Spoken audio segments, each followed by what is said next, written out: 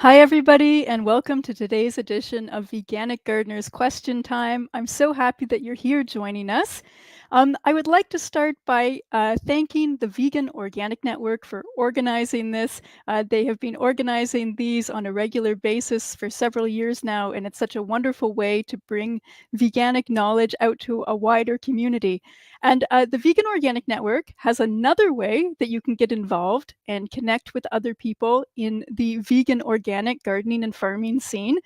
They have created a map which is open to anyone who would like to join, whether you're a veganic gardener, a veganic farmer, somebody who has an organization that is interested in growing using vegan organic techniques, or even if you're just a consumer who is interested in supporting the vegan organic cause. So you could actually go and join the map. It's totally free to join. It just takes a few minutes to sign up, and it's at vonmap.org. So you can go there, you can just add yourself to the map if you'd like. You can add some photos of your gardens or your harvests. And again, even if you're just someone who wants to buy veganic food in the future and wants to see the veganic movement grow, we really welcome you to go join the map to show your support for the veganic movement. Now, I'm Meg Kelly. I run the Veganic Agriculture Network in North America and the Learn Veganic Gardening course, and I'm super excited to be telling you about the Veganic Summit. The Veganic Summit, this is our second year running a Veganic Summit, and it is a 3-day event that is free to join. It's entirely online, so you can join from anywhere in the world, and it's an event that brings together experts in veganic and farming and gardening from around the world to share their expertise with you. So it's happening online from November 8th to 10th. You can sign up for free at veganicsummit.com, and we have a great lineup of speakers for you. We have Ian Tolhurst, who is going to be talking about how he makes peat-free seedling substrate so he can grow his seedlings without using animal products and without using any peat. Helen Athow is going to be there talking about veganic orchards and how you can grow fruit trees using veganic techniques. There is Kathy and Bruno Graf, who are joining us from Switzerland to talk about how they grow grains and legumes and how they make sorghum syrup on their farm. Farmer Jimmy Videlli is going to be talking about how we can be more resilient in the face of climate change. The Vegan Society is going to be there talking about policy advocacy for plant-based farming. There's Jazz Bowler from the Food Empowerment Project talking about how we can make veganics more accessible to young growers. Dan Graham from the Vegan Organic Network is going to be talking about how we can build and empower the veganic movement. So all sorts of wonderful folks are going to be joining us. I'll be there speaking about gardening. We have 12 speakers in total. So again, you can join that for free at veganicsummit.com. We also have an optional all-access pass if you're interested in diving a little bit deeper. We have it's quite affordable, and it includes a ton of different things. There's over 10 bonuses. It's got magazines from the Vegan Organic Network, the Growing Green International. It's got the book, The Veganic Grower's Handbook. It has Q&As with Ian Tolhurst and Jimmy Videlli, and I'll be doing a Q&A about gardening too. It's got networking events so you can meet other people in your community. So again, you can join the summit at veganicsummit.com to watch all of the talks for free. But if you want to go even deeper, I'd suggest getting the All Access Pass because it's got tons of extra resources to help you meet your community and to help guide you through the growing season with your gardening and farming projects. Now today, we actually have one of the speakers with us from the Veganic Summit who's going to be telling us a little bit more about his project and also answering some of your gardening questions today. So I'd like to introduce Armando Cruz. Armando settled in Portugal in 2021 and started gardening and homesteading, and with the goal of promoting biodiversity, conserving and being immersed in nature, and achieving food and seed sovereignty. So Armando, welcome. It's wonderful to have you here today. Thank you. It's an honor to be here. Yeah, and at the upcoming Veganic Summit, you're going to be talking about how you started with something that was essentially lifeless dirt. You had some dirt that had been covered in plastic for, 20 years or something, which is why we're calling it dirt rather than soil, because there wasn't a lot of life in there. And you've actually transformed that into living soil over the last 3 years or so and are now growing a large part of your own food. Can you tell us a little bit more about how you revitalize the soil, and what are some of the key crops that you're growing at your homestead? Yeah, absolutely. So, like you're saying, the dirt that was in the garden was under plastic for over 20 years. So when we returned from the US to Portugal to my home, childhood home, some of the things we had, usually it's when you start your first project, we did a disturbance. So because we wanted to bring life, we added a lot of organic matter, and that consisted of also aerating the soil. So using a pitchfork, a lot of muscle, a lot of time, a lot of sweating, we incorporate a lot of organic matter to try to accelerate the life that could be possible in the soil. So that's pretty much the main thing that we did. We tried to add life to the soil, add a lot of biodiversity, including a lot of plants that grow in the area. And a lot of things that we are growing now. So one of the pioneers that we started was Swiss chard. So we have Swiss chard all over the place. And some of the things that we're growing now are beets, for example, strawberries, ground cherries, chickpeas. I grew chickpeas for the first time this year.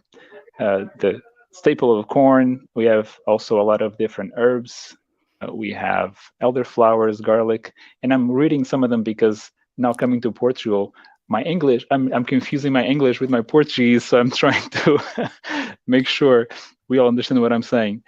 We also try ginger, parsley, bay leaf. So we have, and also one thing that a lot of people, and especially when we talk about sustainability, about moving things for thousands of kilometers or thousands of miles, is, for example, avocados. We are growing avocados in Portugal. We are able to. My grandma's been having avocados for the past 20 to 30 years. So we are able to eat avocados in Portugal because now they are acclimated to the weather that we have at this time.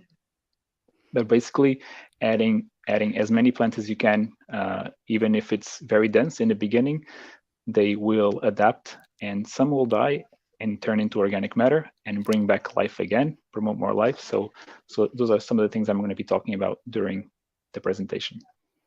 Yeah, so we're looking forward to hearing more about that at the Veganic Summit. So again, if people join the Veganic Summit, they can see kind of that progression of Armando's project and also how he reclaimed a whole lot of coffee grounds, so many coffee grounds, in order to help revitalize the soil by kind of keeping some of that organic matter out of the waste system. So thank you, Armando. Great to have you here today, and I'm looking forward to hearing some of your answers to people's questions today. Thank you. And we have Ronda T Warren joining us too. Ronda T is a devoted gardener who has been growing for more than 4 decades. She has cultivated a variety of crops, including vegetables, sprouts, and mushrooms, and has produced garlic for retail markets. In 2016, she founded Terra Farm Sanctuary, which is a nonprofit that is dedicated to providing a safe and permanent home for rescued farmed animals. And as a mentor and advocate, Rhonda-T actively promotes veganism and veganic farming practices, striving to educate others on ethical agriculture and the importance of animal freedom. So welcome, Rhonda-T. Wonderful to have you here. Thank you so much. Thanks for having me. And Ronda-T, we actually met last year for the first time at the Veganic Summit. And I know that you had been gardening veganically for years and years and years before that, but that was kind of the first time you came into our world and we first got to meet. Can you tell us, as someone who participated at the Veganic Summit last year as a participant, what was the experience like for you, and would you recommend that other people come and join us this year? Oh, I absolutely would. I think coming into the summit, I didn't know what to expect. It was sort of something that was new to me. I didn't have a network. I didn't have a veganic growing network. Um, as a matter of fact, I didn't put the name veganic on what I was doing as far as growing was concerned. I really didn't think it was a thing. I just thought that growing with no animal inputs and doing the best I could for the environment was just something that I had always done. It seemed right to me. But then joining the summit, participating in all the activities, the all access pass was wonderful. I'm so glad that I chose to do that. And meeting with like-minded people, creating sort of this group of people who could really understand what I was doing. It was amazing, and that to me was, the best part of the summit. All of the speakers and the information was fantastic, but really having sort of a support group was something that was so important. It was really missing in my life. Yeah, wonderful, Rhonda-T. Thank you for sharing all of that. And I'm just so excited to have you here. And I know that for the upcoming summit, you made this awesome guide that's part of the All Access Pass, all about companion planting. And I know that you like to companion plant several plants together that all have kind of mutual beneficial relationships. Could you tell us briefly about one of your favorite groupings of plants to have in the same bed in your garden? Absolutely. Yes. The guide, makes it simple for new gardeners to create little guilds, if you will, or groupings, because it's already done for you. So that's something that I wanted to share with everyone to take some of the guesswork out of companion planting. But for me, one of my favorite groups is the Mediterranean grouping. It's tomatoes, basil, oregano, garlic, and peppers. The tomatoes and peppers are similar growing conditions.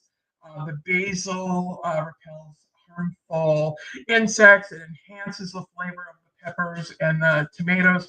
Oregano is amazing because it's a low growing plant and it's incredible. It's a pollinator magnet when it goes to flowers, when it goes to flower. And then garlic deters insects like aphids and thrips and moths from taking over the tomatoes and peppers. It's a great kitchen garden, but you can also add cilantro and onions, and you have a salsa garden. And the cilantro discourages potato beetles, and you can make tea from it to spray onto your plants to get rid of spider mites. And it attracts hoverflies, and hoverflies larvae eat aphids. And so for me, this grouping is adaptable and it works really well. And it's just a great, great all around kitchen garden. It's something to have and go to every day. Yeah, and I like how simple you're making things by showing people things that they can plant together all in the same bed. Because sometimes when we have those charts, sometimes it's a little complex to find out what are 5 things I can plant together. So I really appreciate that you've done that. So we're going to move on here to our first question of the day. And this is a question that I'm going to start by asking Armando. So we have a question from Angel. And she is asking, what are your main tips for total beginners in the veganic gardening arena, please? Because I know it can be a bit overwhelming for people when we start talking about, green manures and this and that, and we start using, mycorrhizal fungi and, throwing all the terminology out there. If we're bringing it right back to basics, somebody's getting started, they're doing their first garden. Armando, do you have some tips for ways that they can get that into action? Yes, I think, and it's a common mistake is to start doing too much too quickly. So if you are especially a beginner, whether it's veganic or not, is to start small and to start seeing how things work, and to start doing one thing at a time. Because sometimes we learn all these things, all these concepts, all these different ways of doing things, and then we start doing too much, and then something doesn't work, but we don't know exactly what it is because we did so many different things. So starting one thing at a time is really important. And I'm actually right now in Greece, and one of the first things that we learned to do is to actually start just observing, just seeing how things are, where the sun is coming from, where's north, where's south, the topography, if there's inclinations, how water moves, and where does the wind come from, where is the maximum temperature, lowest temperature, so we can see also what we can grow there. Not necessarily what we want, but also from what we want, maybe not everything that we want to grow will grow. So those are some of the things I would recommend to begin with. Start small and start doing one thing at a time, especially if you're doing it on your own. It could be a lot of work. So making sure methods work in a small location, it's much easier to then scale up. Thank you, Armando. And Rhonda-T, do you have some things to add about some of your tips for total beginners?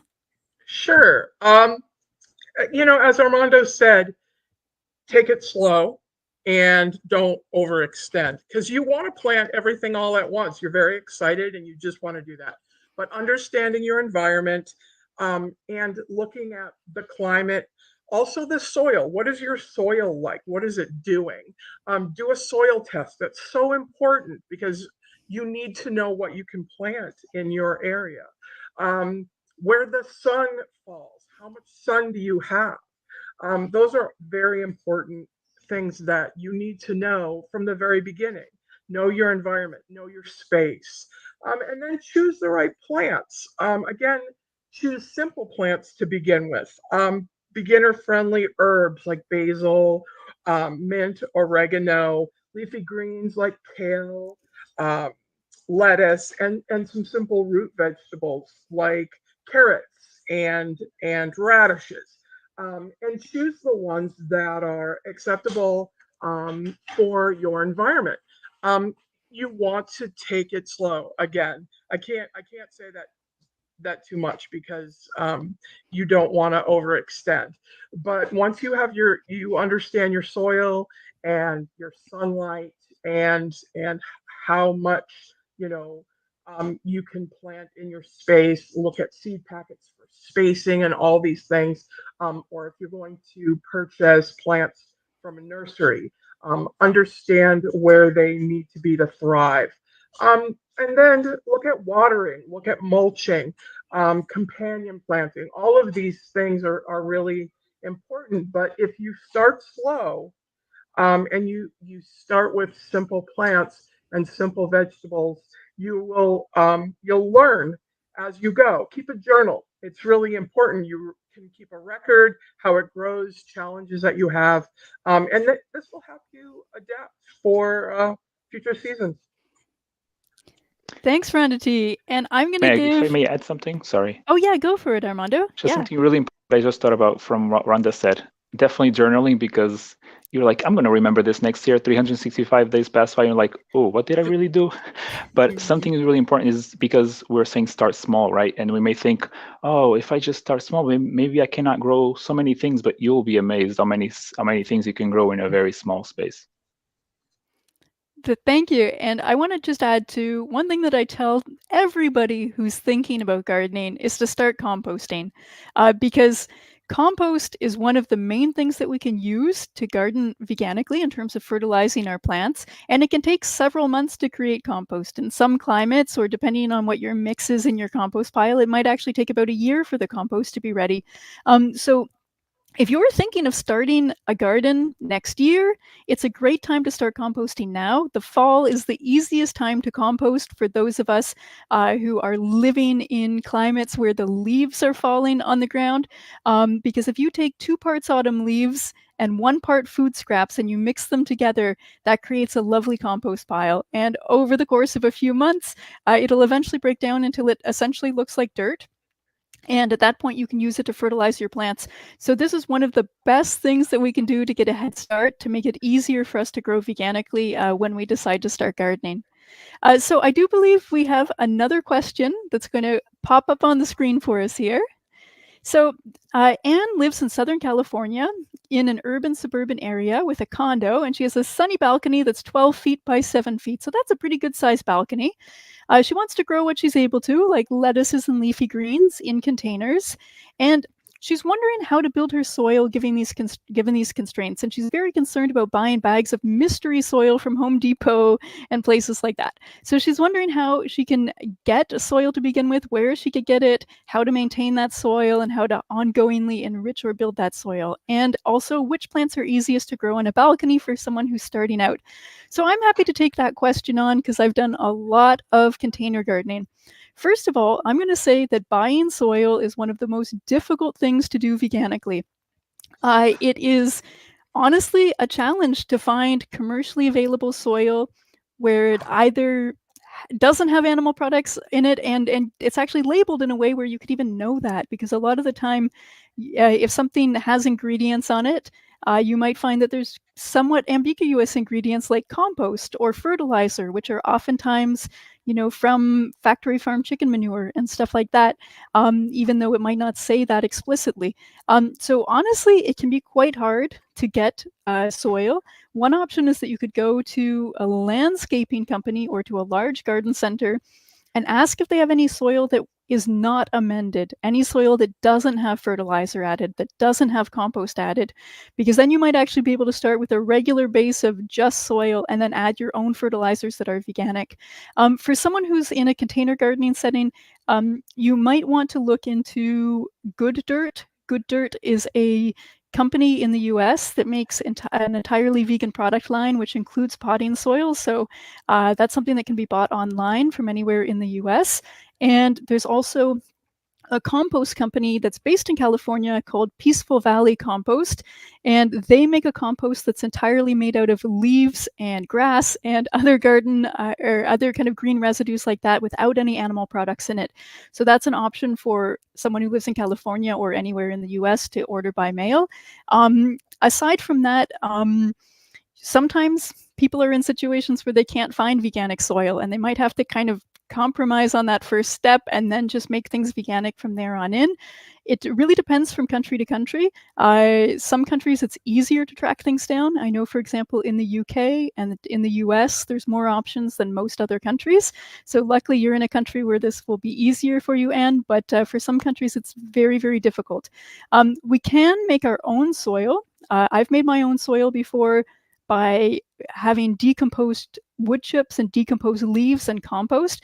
But again, that's a bit harder if you're in a condo setting because you're kind of don't have as much space to make that happen.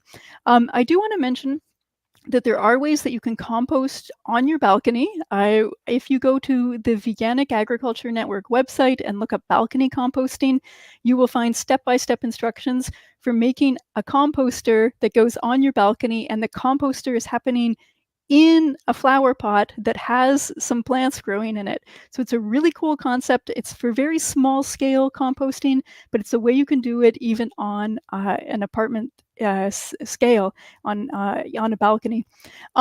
So ways that you can enrich your soil over time. Again, if you're making your own compost on your balcony, you can use that compost. You could also add some alfalfa pellets, for example, to enrich it. And you can also fertilize your plants directly with something like kelp, liquid kelp if you would like, if you need something fairly simple that you can get even in an apartment setting. And in terms of some plants that are easy to grow, honestly, in California, you've got a really nice setup. And Anne actually wrote to me directly, so I know she's got another balcony right above her balcony. So what I would suggest is trying to string up some strings to your neighbor's balcony above if they're okay with that. And I like to grow things like tomato plants that I can actually twirl the string around the tomato plant and have it go all the way up to the next balcony. Or climbing beans are wonderful because they can go really high. One thing that's super cool about beans is they can actually get nitrogen from the air. So if you have a fairly poor quality soil or you're not quite sure about the quality of your soil, I'd suggest trying beans and peas because they don't need as much fertilization as other plants. Another plant I love to do on balconies is kale. Kale's awesome because it doesn't go to seed in the first year. So you can plant a kale plant and you can have it there for months and months and months. You can have like a kale plant on your balcony for a year and just keep eating off of the same kale plant. Whereas a lettuce plant would eventually go to seed, or you would just eat it kind of once or twice and it would be gone. So anyway, those are some of my favorites. And yeah, Anne, I'm glad you are starting your balcony garden and looking forward to hearing how that goes. Rhonda-T and Armando, I don't know if you had anything you'd like to add, or if not, we can move on to the next question. All right, let's move on. I think you give enough information. Awesome. We have a question again from Anne, who is a bit concerned about alfalfa because she's heard it's a genetically modified crop. So she's concerned about using it in her garden and is wondering if that's an issue. So I've done a bit of research into this because I've been a bit concerned about it too. What I've found, which might be wrong, so please go ahead and do your own research, but what I found is outside of North America, don't worry about it because it looks like GMO alfalfa is only really present in North America. So if you're in Europe, I wouldn't even ask the question. In North America, it looks like most alfalfa is grown in a non-GMO way, and some of it is grown with GMOs. So I would just say with any of these things, call the company. Ask questions like, is it GMO? Was it sprayed with pesticides? How was it grown? Because even something could be non-GMO but still sprayed with pesticides or something. So if you're ever concerned, you can ask the question. Rhonda-T, I think you might use some alfalfa. Do you want to talk a little bit about how you source that or how you deal with this question yourself? Sure. Most of the time, well, if you're buying alfalfa seeds for cover crops, green manure, mulch, that sort of thing, you want to make sure that the seeds are certified non-GMO, and most garden centers and seed suppliers label them. And if they're organic, if they're GMO free, you have no issue there. So you can plant those seeds comfortably. If you are using alfalfa pellets to increase fertility, there are a lot of organic brands available. And in the US, Standy is not genetically modified. So, I've found that you can find organic alfalfa pellets, and then you can sort of circumvent that genetically engineered issue there. But if you're using it for cover crops and planting seed, you can also use clover or vetch or peas or buckwheat. And those plants fix nitrogen as well. So they're similar to what alfalfa does if you want to just remove the alfalfa altogether. But as far as the US is concerned, I found that it's not very difficult to source non-GMO, either seed or pellets. Thank you, Rhonda T. And just to specify for everyone the difference there, when Rhonda T was talking about the seeds, she's talking about if somebody has a bit of a larger piece of land outdoors and access to the ground at least, and they're planting seeds in order to grow their own alfalfa or their own clover or their own vetch in order to cut it down and feed it back to the soil as a green manure. Whereas when we're talking about alfalfa pellets, and I think that applies to Anne's situation with her container garden, that's a scenario where you can actually buy a bag of alfalfa pellets, and usually it's sold as food for horses. You want to make sure it's 100% alfalfa. You don't want any other ingredients in there. And those you can actually use as a fertilizer. So you can use alfalfa pellets the way other people would use manure or chicken manure pellets or something like that. So purchasing alfalfa pellets is a very simple go-to for people who have gardens, especially container gardens or new gardens where they don't have things set up to do things and to grow their own fertilizers yet. But yeah, as Anne pointed out, sometimes it is GMO. So again, you want to just ask some questions, phone the companies. If you get the answer to that question, let us know so we can point other people in the direction of some cleaner sources of alfalfa. So great question there. And let's move on to our next question. So, are there good alternatives to peat for growing seedlings? I read about the environmental impact of peat, and I want to look into alternatives. So, James is right there. Peat is very, very, very commonly used to grow seedlings. It's a very effective material. It does the job very well, but there are big environmental problems with peat extraction in terms of damaging wetlands and greenhouse gas emissions. And in the UK, especially, peat is in the process of being phased out. So in the UK, people are in the situation of really needing to think about how to do things differently. So Armando, do you have any advice or ideas for this question? Yes, I just want to remind about the impact. About 2% of the land on Earth is these grasslands or wetlands with peat moss. And most of it is either produced or coming from Russia or from Canada. So if you're not in these areas, and whether you are or not, I think it's not the best way, because this is a material that has a lot of organic matter that is storing a lot of carbon. And when we disturb these systems, we're not only removing this organic matter that's protecting that land, but also emitting all the carbon that was sequestered over many, many, many years, and emitting it into the atmosphere. So some of the alternatives is the good old compost.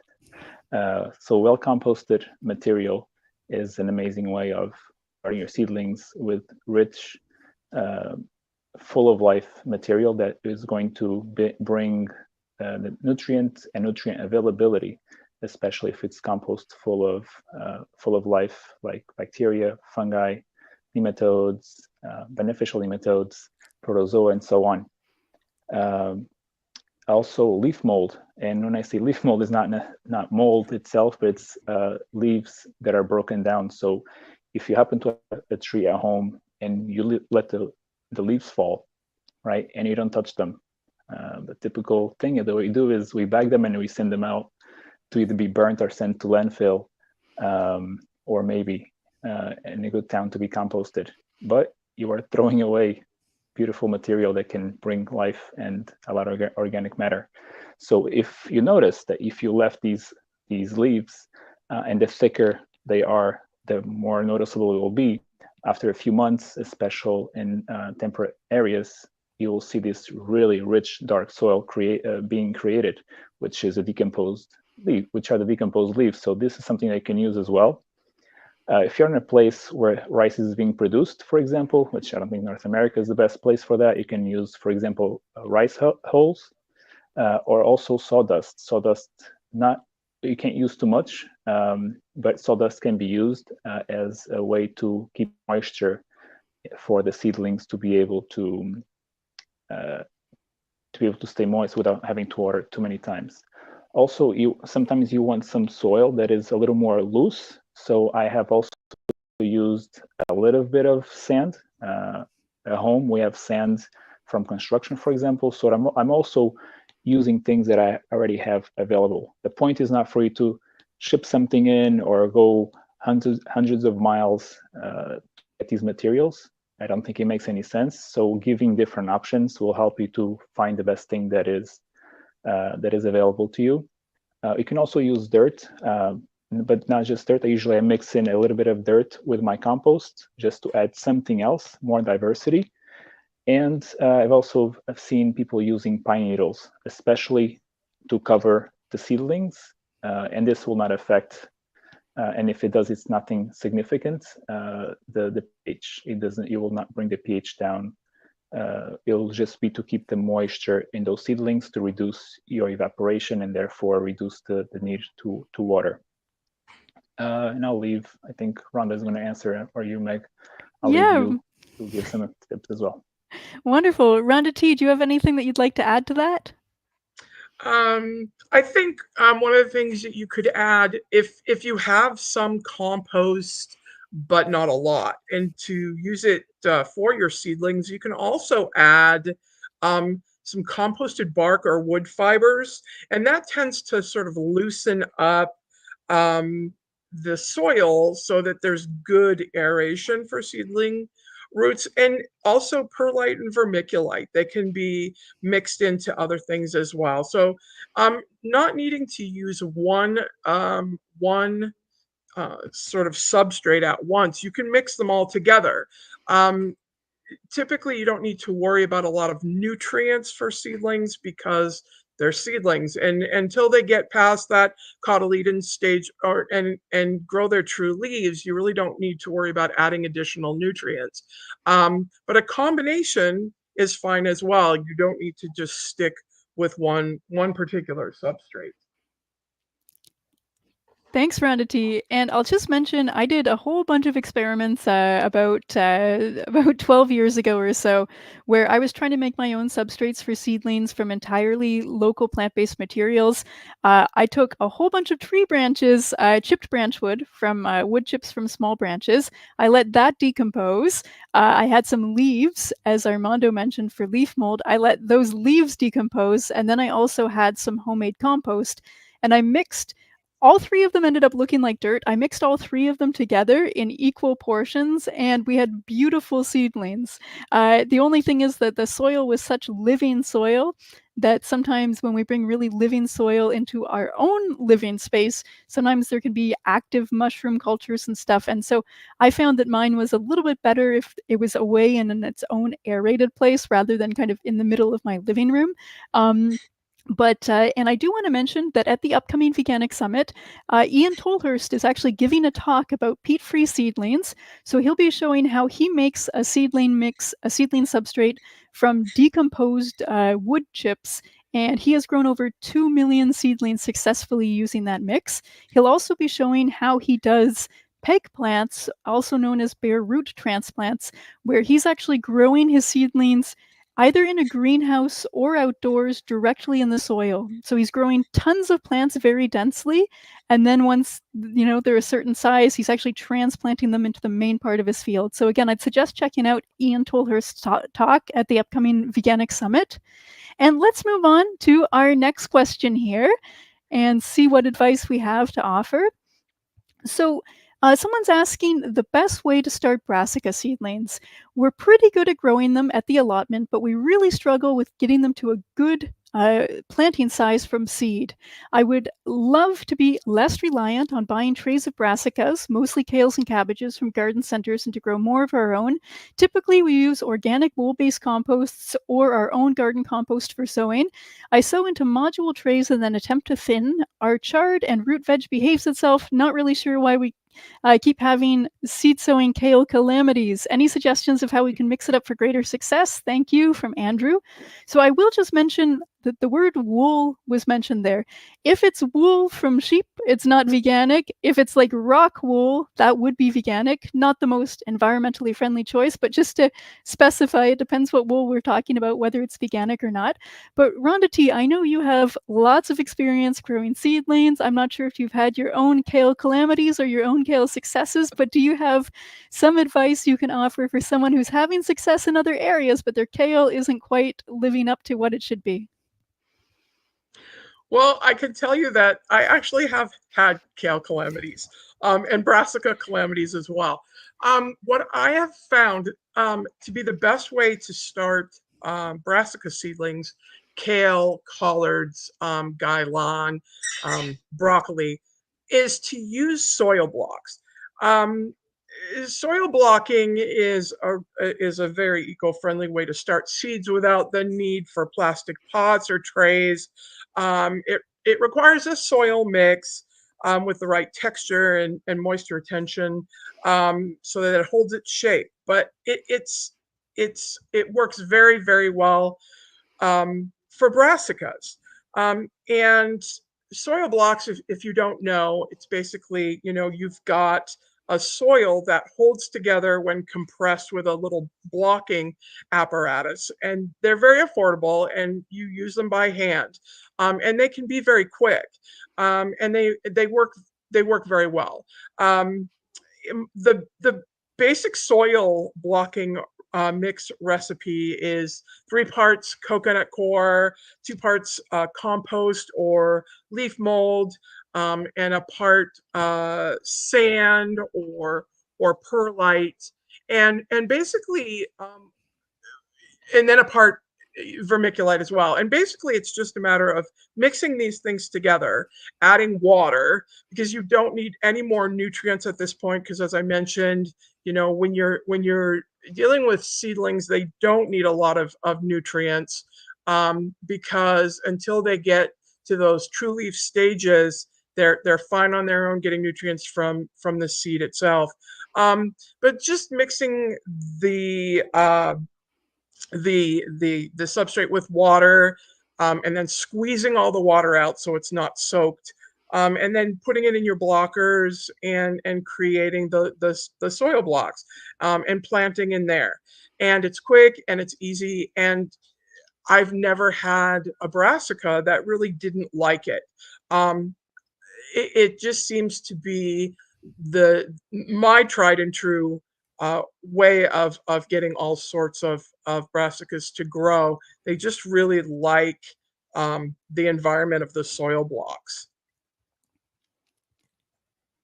Well, thank you so much, Rhonda-T, for sharing that. That's a lot of great advice. And thank you for also mentioning soil blocks. I think that's one of those ways that I think most of us go straight to the plastic trays. I know I have over the years. So thank you for reminding everyone that there is another way to grow seedlings that does not involve all the plastic trays. And in your case, I have seen some of your brassicas growing in those blocks at the height of seedling season, and I have been incredibly impressed by some of your results. So yeah, I know you've got some great experience with that technique. So let's move on to our next question here, and I think this will be perhaps our last question as we finish up today. So I recently moved and have a new backyard that is mostly grass with some weeds. I want to start a garden in the sunniest spot. It's already autumn, so do I have to wait for spring to start? Or what can I do this autumn to start preparing my garden? So that's a question from Craig. And this is a great question because there is a lot you can do. There's a lot you can do now that will help you get started. One thing I already mentioned is just get that compost pile going. But in terms of the actual garden space itself, Armando, do you have some suggestions for someone who wants to get a head start in autumn, start getting things in place? Yeah, and also it depends a lot also when is the first frost, so be aware of that as well. But this is a really good time to again start small. So I would challenge this. I would challenge to start with just one garden bed, and seeing maybe where is the main path of this garden is going to be. So find out where the access to this garden is going to be. Because if you're already working on the compost, then the soil will be an easier way to accelerate, right? So find out where the path is going to be, figure out what the structure that you want. So do you want garden beds? Do you want raised beds? Do you want maybe something a little more artistic, like a spiral or a different design? Where I would recommend in a place where there's plenty of sun, if they want to grow something that needs sun. I would recommend a place where there's water. So water is something that you can't really just teleport. So it needs to be a place where you can have easy access to water, and a place that you can easily go in and get out. So with this garden bed, maybe you can test the width of the garden bed. Why would I recommend is a garden bed where you can reach the middle of the garden bed from one side and from the other. So, and you can't do like a 10-foot garden bed, because if you don't want to step on this garden bed, and you never want to step on the place where you are growing your food, you want to step on the paths, unless you want to grow mushrooms on the paths, which I just learned in this course that I'm taking at this moment. You want to make sure that these garden beds is something that you never step. Maybe the first disturbance, which is the grass, I would recommend to remove this first layer of grass, perhaps. Maybe not yet, because it depends when the first frost is also, because you don't want to create a lot of stress. Also, you don't want to create this open ground. It's almost like an exposed burnt in the soil. So if the grass is now going to protect that soil, maybe you leave it there, and in the spring you do a heavier intervention. But also, like Rhonda was saying, maybe a soil test would be a good way to see where you are. So create a basis, right? Create a foundation of information, especially of information, so you know what to do in the spring. Wonderful. And we can really tell that Armando has been at a permaculture course recently, because a lot of that advice is about starting to plan ahead, really thinking about what you need, doing that observation phase, looking at where your resources are, and trying to make a long-term plan that's actually going to make sense, which is absolutely wonderful advice, Armando. Rhonda-T, do you have advice for someone who is trying to get started in the fall and wondering what they can do to prepare for next spring? Absolutely. And I want to comment that whenever you can grow mushrooms, you should. They're so important, and they can be delicious if they're edible. So if you can grow mushrooms, do it. If you don't want to dig or cut into your soil, and you don't want to disturb the area, once you've determined and where that area is and you have your plan set, you can use cardboard that's non-waxed or printed. Obviously, you want to remove staples and tape. You want to separate it to expose the corrugated parts, and you want to place it down on the grass, and it will keep the grass and the weeds from growing, and give you a head start over the winter season. You can also use newspaper because ink is soy-based now, chopped leaves, leaf mold, straw or hay or fine wood chips. Place that all on top of the area that you are trying to use for your garden space, and it will mitigate the grass and the weeds, and sort of jumpstart the organisms from jumpstart the organisms insofar as preparing that area for planting. And then when the season is appropriate and the soil warms, you can just move back some of that material that you've placed to reach a spot for new plantings. But I think if you're looking at not disturbing the the diversity and the organisms in the soil, sort of stopping the grass with some sort of a mulch or a heavier layer is probably the way to go, and a good head start. Absolutely. And I was going to share some similar advice too, because the fall really is the time where there are so many resources available. So I mentioned, get that compost pile going. You can also get a big leaf mold pile going right now. But as Rhonda T was suggesting, like if you cover the grass with something that's going to block out the sunlight, that grass and those weeds underneath, they're going to die off. And whatever mulch you put on, those microorganisms are going to be eating it and breaking it down. So it'll make it easier for you to plant next spring. And this can be as easy. This might not be the most aesthetic thing, but it can be as easy as taking like a foot of leaves and just putting it in the shape of your future garden on the lawn so that your lawn will decompose underneath. Rhonda T was also mentioning hay. I have one garden that's fertilized entirely with hay. We don't really add anything else. We'll just add a foot of hay. And that could be added in the spring, but it can also be added in the fall to kind of get that decomposition process kickstarted.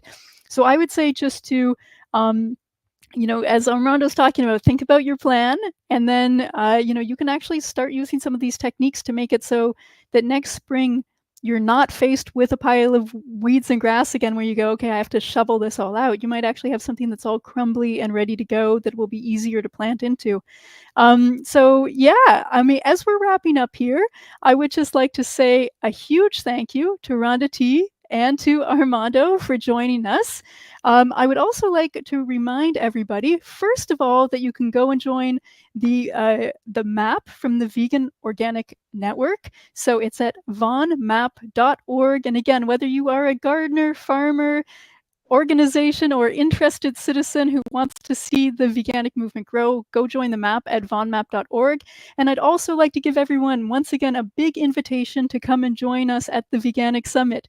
If you are interested in veganic growing, this is the place to be. This is the place where you are going to learn from experts in veganic farming and gardening from around the world. It's 3 days, entirely online and free to join. So please go and sign up today at veganicsummit.com.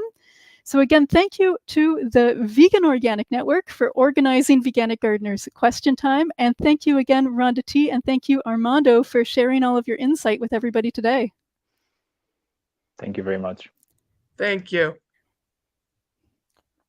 Take care, everyone. See you at the summit.